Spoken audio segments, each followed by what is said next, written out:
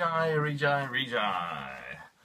The amazing 40-day water fast, day 17. I think I'll have to check it later, but it doesn't really matter. It's day 17, day 18, and it doesn't seem to make no difference to me. Every day seems pretty much the same. I'm having a wonderful time.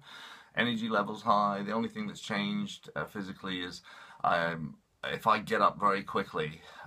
Yesterday, for the first time, I started getting a little bit lightheaded. So if I guess that means my blood pressure's starting to go down. I gotta confess, last time I took my blood pressure religiously, I went down to the where my GP is, the clinic. It just sounds a bit dodgy if I say I go down to the clinic. But anyway, I went down to the clinic and took my blood pressure religiously. This time I haven't. I'm going to buy a blood pressure monitor, and I'm going to take it when I get up in the before I get up in the morning. I'm going to take my blood pressure while I'm fully rested and stuff, and I'm going to do it every day, starting from as soon as I can afford to buy one of these machines. So I guess my blood pressure's gone down a bit, so that's why when I get up quickly I feel a bit lightheaded. But otherwise, fantastic. I only lost a pound yesterday. It's the first time I've lost less than 2 pounds in a day. But, you know, it's not about the weight loss. It's not about the weight loss. So look, it's Mr. Fatty. Let me tell you what it's like to be a porker, to be a Mr. Fatty. I've been Mr. Fatty now for or Mr. Fatty, sorry, been Mr. Fatty now for over 25 years. It's been my natural state is to be between chronically obese and severely obese, which is a body mass index of between 35 and 40 or over 40. That's been my life. It wasn't that bad. I've had a fantastic life. It's been really, really good.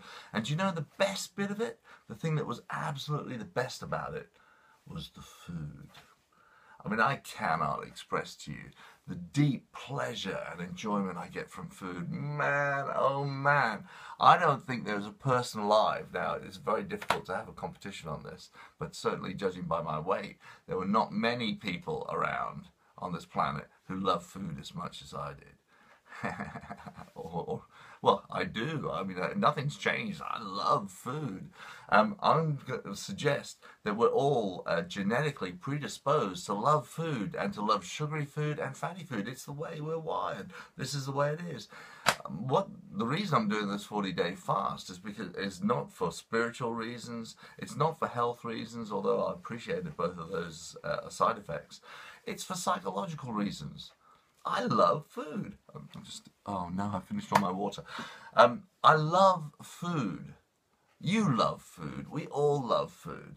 But if you eat more food, then you burn up calories for it. Now, people told me it's not that simple. Of course it's that simple.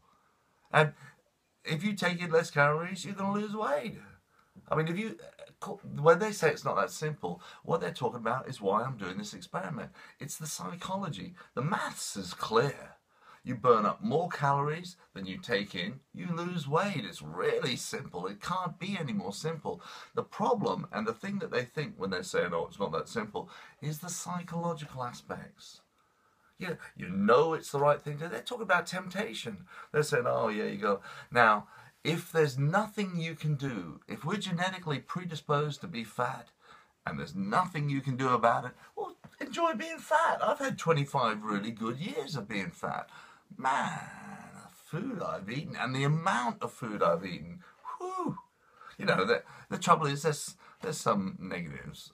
The negatives are things like, well, chicks don't dig fat guys as much, or there's very few chicks who dig ladies who prefer rotund men.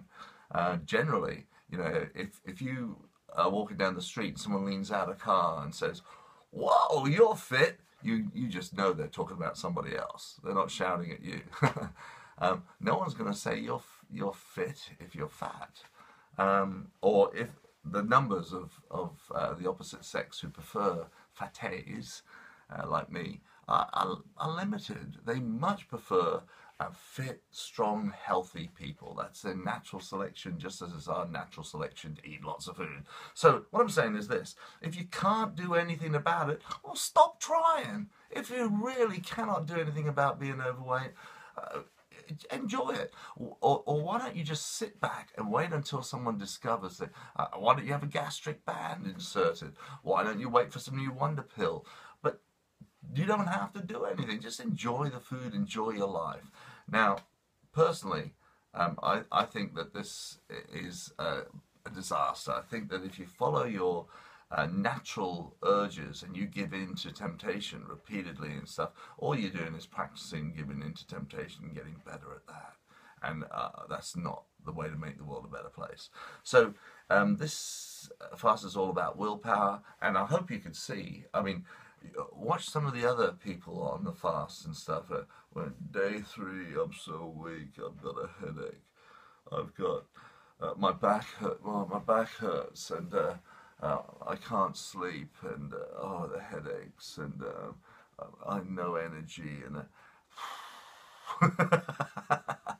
I love them all, and I thank them for putting their videos on there. But don't you think that it's a byproduct of fasting? Some of it probably is, and if you contact fasting centers, they'll probably tell you these are the side effects of fasting. Well, I don't know. I did a 28-day fast at Easter time, and I had no side effects, and I'm doing none of those debilitating side effects everyone else seems to get. And I did one, I'm doing one now, so maybe I'm just lucky, maybe I don't suffer side effects like the other people, or maybe it's psychosomatic. Well, I think it's the latter. Anyway, weight falling off me, it's the kind of weight loss people dream about.